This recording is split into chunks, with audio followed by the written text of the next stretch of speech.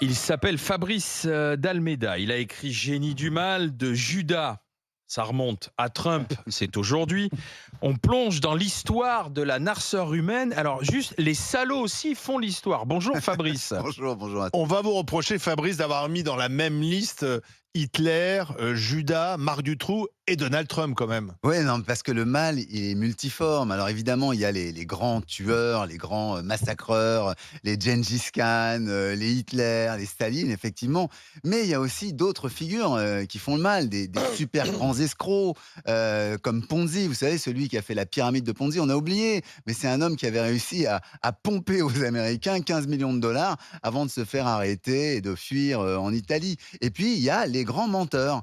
Et il se trouve que en matière de mensonges politiques, Trump bat tous les records. C'est pas moi qui le dis. Vous c'est l'appelez le factuel. marteleur de mensonges. Exactement, non mais c'est factuel. Vous savez, c'est le seul président sur les dernières années, quand on fait le compte de ce qu'il fait, sur sa seule présidence, c'est 30 573 mensonges. Ah oui. Ça veut dire plus de 20 mensonges par jour. Vous savez, les présidents américains, il y en a eu des menteurs. Mais il y en avait un, Lincoln, il disait, on peut mentir à un petit groupe de gens tout le temps, on peut mentir à un grand nombre de gens un petit peu de temps, mais on peut pas mentir à tout le monde tout le temps. Et ben Trump, il fait la démonstration Oui, du mais alors contraire. mentir, c'est pas forcément faire le mal. Ah si, parce que dans le... Alors, Ah là, c'est intéressant non, ce que non, vous alors, dites. Oui, c'est pas forcément. Je rappelle, Dans le notre- livre, c'est les génies Mentir, du mal. c'est pas tromper. Même s'il est dans la catégorie mensonge, on peut mentir pour le bien du pays. Lui, c'est ce qu'il veut dire. Alors, tout le monde... Alors, ça, c'est un truc qu'il faut savoir, c'est que le propre des génies du mal, et c'est pour ça qu'ils sont géniaux, c'est qu'ils arrivent à vous faire croire en faisant le mal qu'ils font le bien. Donc, tu prends Hitler, c'est l'exemple type. Staline, il allait nous apporter un bonheur collectif extraordinaire. Mao, il crée une famine monstrueuse. Pourquoi ? Pour moderniser la Chine. Donc on lui dit, mais non, il vaut mieux nourrir les gens avec le blé. Il dit, non, faut exporter le blé pour faire de l'acier. Comme ça, on aura un pays puissant dans 30 ans, mais mourrez maintenant. Donc il y a toujours cette dimension chez les génies du mal, justement. Ils sont génies du mal parce qu'ils arrivent à entraîner du monde derrière eux. Mais alors Un justement, génie du mal tout seul, pourquoi on est séduit par ces génies du mal? Parce que les noms qu'on vient de citer, effectivement, ils n'ont pas agi seuls, ils ont agi parce qu'ils ont été soutenus à un moment donné. alors, il y a ceux qui arrivent à aspirer vers Oui. du désir. Trump est un bon exemple pour le coup parce qu'il propose quelque chose qui est patriotique, qui est nationaliste. C'est pas là-dessus que je le critique. Hein. Pour moi, faire ça, c'est parfaitement normal et c'est même louable dans pas mal de systèmes politiques. En revanche, mentir, c'est pas bien. Et puis, il y a ceux qui vont aussi jouer par la contrainte. Parce qu'il faut quand même voir qu'il y a le modèle d'adhésion, mais il y a aussi le modèle de la Sûr. contrainte. Staline, c'est les purges. Gengis Khan, on l'a oublié, mais Gengis Khan, vous savez, c'est assez fabuleux. Ce type, on est au milieu du Moyen-Âge, hein, on est au 12e, 13e siècle, et il va conquérir une immense partie du monde. Il conquiert la Chine, il conquiert tout un tas de territoires jusqu'à la Perse, jusqu'à l'Iran, hein, en gros. Donc, il massacre pratiquement 40% de la population d'Asie. C'est-à-dire que quand on regarde les courbes de population de l'Asie, c'est un effondrement sous Gengis Khan. Et lui, il le fait pourquoi ? Pour semer la terreur. Parce qu'une fois qu'il est passé dans une ville, il veut pas qu'elle puisse se révolter, donc il massacre pratiquement tous les hommes. Donc c'est vraiment, il faut avoir ça. On les suit parfois par la contrainte et parfois par un modèle d'adhésion Ce positive. sont des psychopathes? Certains, oui. D'autres, en fait, sont des grands transgresseurs qui savent très bien ce qu'ils font. C'est un des critères que j'avais dans le livre. Il y a des psychopathes type Gilles de Rais. Gilles de Rais, il veut obtenir Il faut de expliquer qui est l'or. Gilles de Rais. Alors, C'est peut-être le premier tueur voilà, en série. on est dans la guerre de 100 ans. On est en France au début du 15e siècle. Et il y a ce seigneur qui est à la fois à cheval entre la Bretagne et le Marais Poitevin, les terres de Philippe de Villiers. Et donc, Ça n'a aucun rapport. non, aucun. Aucun. À part qu'il est rentré dans l'histoire et qu'il pourrait faire partie du spectacle de Oui, du Philippe coup. de Villiers, exactement. Et Gilles de Rais va tuer des enfants en espérant notamment, grâce à leur sang, grâce à leur reste, pouvoir créer la pierre philosophale qui lui permettra de créer de l'or, de transformer du plomb en or. Et puis il fait des diableries, c'est-à-dire qu'il fait des messes noires, et donc il va être arrêté, condamné à mort par le duc de Bretagne et brûlé avec ses complices. Donc, Donc voilà. Pédophile diabolique. Ce qui est extraordinaire dans ce livre, c'est que vous tapez sur beaucoup de morts, en fait. Oui. Mais, Oussama Ben Laden, il ne va pas vous générer des problèmes. Ouais. Mais on note effectivement Donald Trump, ça a été dit. On voit Harvey Weinstein, bon là, il n'y a pas trop de sujets, mais Vladimir Poutine, l'agresseur. tapez sur Vladimir Poutine, j'espère que vous êtes immunisé contre le polonium.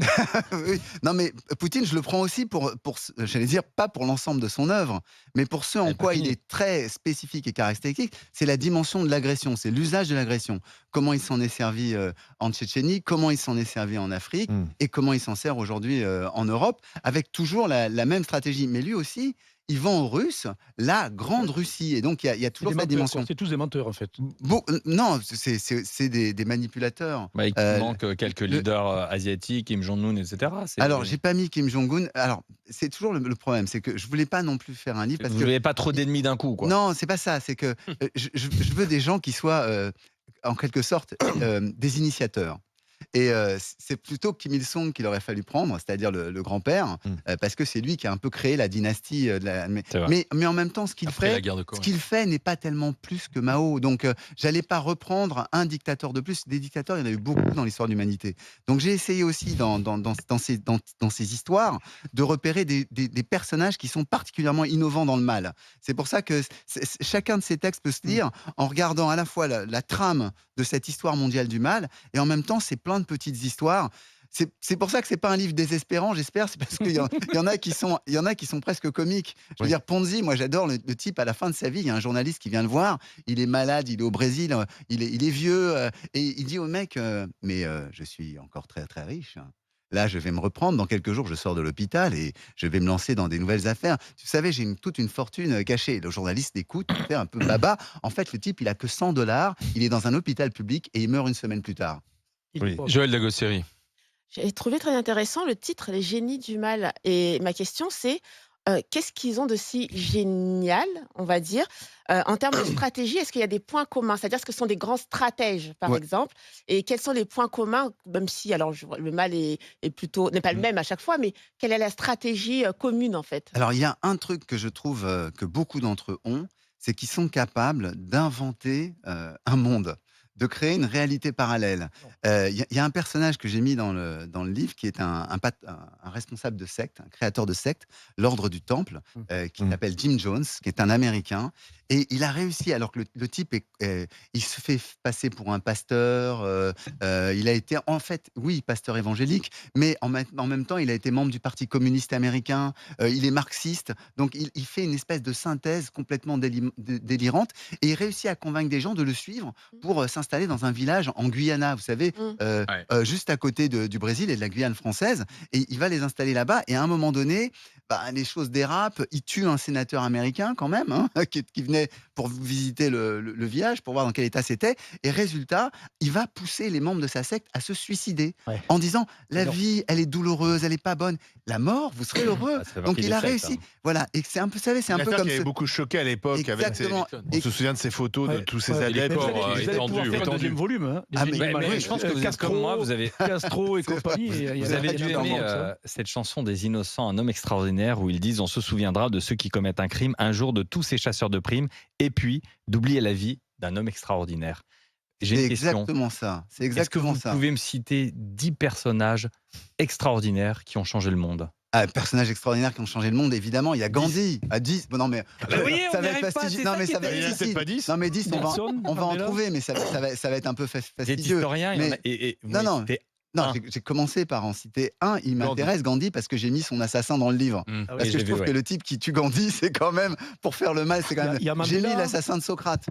Socrate, Ouais. vous savez, le grand Il y a- philosophe grec, le défenseur de la vérité. C'est ça. Et il y a un type qui va le dénoncer, il va passer en jugement devant Athènes, il va être condamné à mort. Et les Athéniens vont condamner à mort leur plus grand philosophe. Donc je trouve que, voilà, ça c'est un homme. Judas avec Jésus.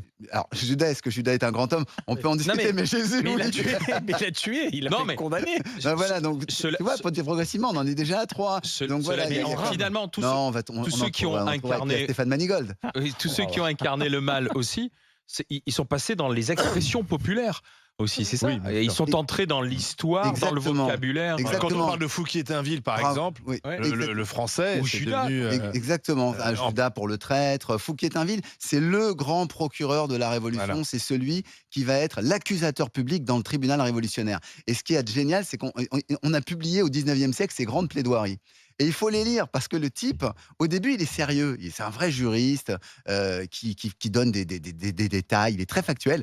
Puis à un moment donné, il se met à inventer. Alors par exemple, il va inventer que Marie-Antoinette a des relations incestueuses avec son fils, qu'elle le pousse à se toucher devant lui, etc. Ce qui est complètement faux.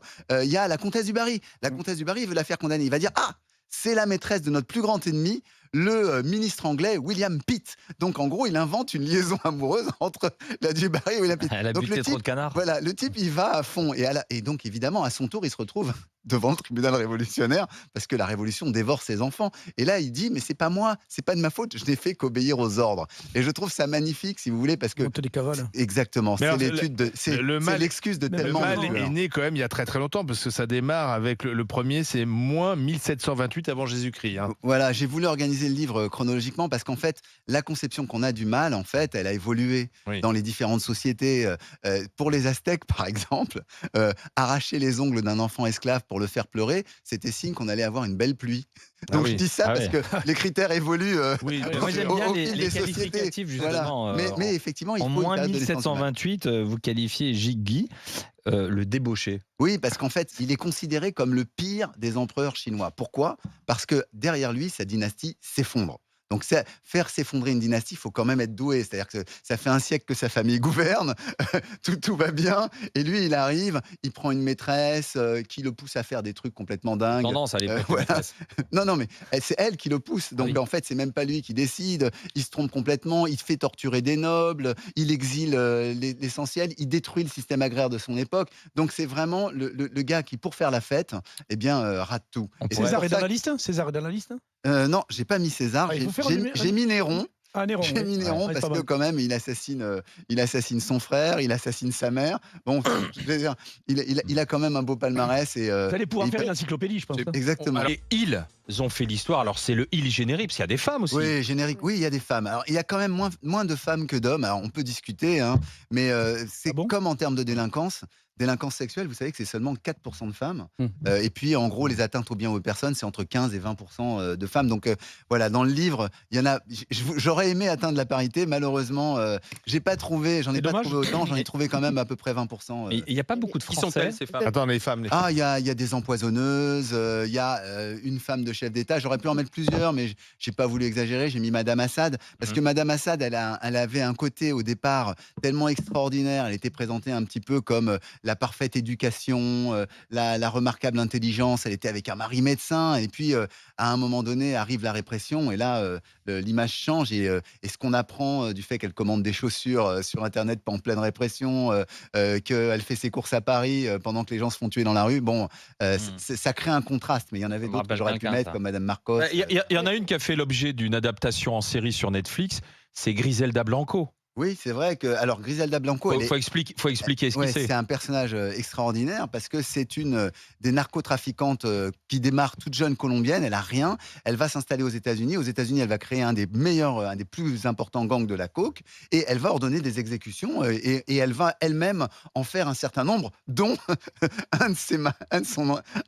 son mari, en gros, qu'elle va buter parce qu'il est trop gênant, parce qu'il est trop voyant en quelque sorte. Et elle se fait finalement elle-même abattre à la fin de sa vie, alors qu'elle était revenue en religion. C'est très important parce que pour moi, un génie du mal, il doit savoir ce qu'il fait, il doit savoir qu'il transgresse. Et elle est parfaitement au courant de ce qu'elle fait, et c'est pour ça qu'à la fin de sa vie, elle est totalement obsédée par l'idée de faire son salut, donc par la prière, par la religion Et catholique. son portrait, Qu'est-ce non, que vous franchement, dites sur- la vie de Griselda Bianco, ça a été adapté en série. C'est 6 épisodes sur Netflix. Je vous conseille de le voir. Ouais. Joël. Et qu'est-ce que vous dites des personnes comme Madame Fourniret, par exemple, qui. Monique Olivier qui s'appelait. Monique Voilà, c'est Olivier. ça. C'est Ouais. ça. Alors, j'ai pas Monique voulu. Olivier. J'ai mis quelques tueurs, mais à condition qu'ils Marc aient Dutroux, vraiment. notamment. Voilà, Marc Dutroux, il est très important parce que comment ils font l'histoire. Donc, il faut que ce soit des personnes qui aient eu un impact historique important. Dutroux, ça modifie complètement la vision de l'enfance et de la pédophilie. C'est-à-dire, jusqu'à l'affaire Marc Dutroux, en fait, en France, la pédophilie n'est pas un vrai gros sujet. Je dirais même pire, il y a même des articles dans Libération dans les années 70 pour dire qu'il faut apprendre aux enfants à faire l'amour et comment les parents ne le feraient-ils pas mieux que n'importe qui d'autre. Donc on défend même la pédophilie. Faut quand même se rendre compte de ça. Il y a des articles pour dire dans le Figaro que c'est pas juste, mais dans Libé, on peut lire ça. Et donc l'affaire Marc Dutroux, elle renverse complètement la chose. À partir de ce moment-là, la pédophilie et la pédocriminalité commencent à être véritablement poursuivies en France et même dans l'ensemble du monde. Donc c'est un vrai changement. Et j'ai l'autre tueur en série que j'ai. Pardon, excuse-moi. Et c'est pour ça que j'ai pas voulu mettre tous les tueurs en série. Et c'est vrai que Monique Olivier fait partie de ce que j'appelle les petits génies du mal. C'est-à-dire des gens qui, à leur échelle, arrivent à entraîner des gens, arrivent à suivre des gens dans des choses dramatiques. Aujourd'hui, on a une affaire sous nos yeux qui est absolument terrifiante. L'affaire de Mazan. Les viols de Mazan. Exactement, avec l'affaire Pélicaud. Dominique Pélicaud. Ben voilà, Monsieur Pélicaud, comme dit Gisèle Pélicaud, Monsieur Pélicaud est un vrai petit génie du mal. C'est-à-dire quelqu'un qui arrive à faire rentrer les autres dans son délire et à les faire commettre des actes dont ils savent pertinemment que c'est répréhensible. Il a même un type qui va pousser à faire la même chose avec sa femme, celui qu'on appelle le disciple. Le type le fait. Et on lui dit, mais pourquoi est-ce que vous n'avez pas été violée, Madame Pélicaud? Il dit, ah non, non, non, je ne pouvais violer personne d'autre que ma femme. Et là, vous vous rendez compte que dans sa tête, il y a des limites, il y a des transgressions possibles et d'autres qui ne le sont pas. Donc, il y a des petits génies du mal. Moi, je voulais prendre ceux Donc, ça veut qui, dire que, quand même, par leur ampleur, changent l'histoire. un point commun, c'est des gens qui sont capables d'entraîner les autres. Exactement. Des gourous. Dans une épopée Des sanguinaire, gourous. quand on parle des grands massacreurs de l'histoire, Staline, Hitler. Voilà, il y a quand même. C'est quelqu'un c'est des gens aussi parfois qui ont du charisme et qui arrivent à séduire aussi. Exactement. Il faut, et je dirais, les plus grands ont ça.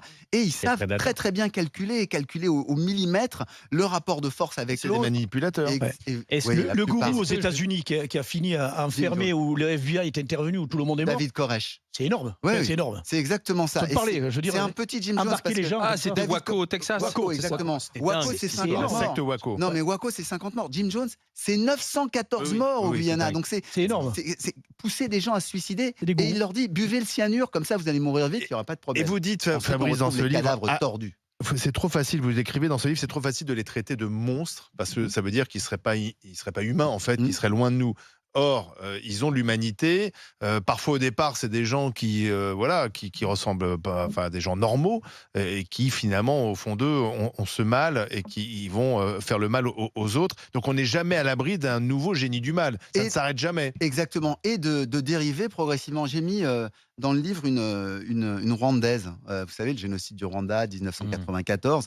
Au départ, c'est une dame qui est ministre de la Famille. Elle est tout ce qu'il y a de plus honorable. Et puis, il décide de liquider les Tutsis. Et là, elle change de peau. Elle devient la leader pour le massacre. Et elle encourage ces hommes à violer les femmes avant de les tuer. Parce que c'est leur récompense. Violez-les, puis tuez-les. Donc, vous voyez, c'est une femme qui a l'air en apparence normale. Elle-même, elle va nier d'ailleurs. Elle dira, c'est pas moi, j'ai pas fait ça. Mais elle est condamnée par la Cour pénale, le tribunal spécial pour le Rwanda, parce que justement, les preuves sont avancées. Donc, il y a cette capacité de dérive qui peut toucher. On a le mal en nous. Je ne le dirais pas d'une manière aussi religieuse, mais je dirais qu'on peut être amené à commettre du mal avec les pires excuses. Est-ce que, j'ai une question un peu provoque, est-ce que l'abbé Pierre est un génie du bial?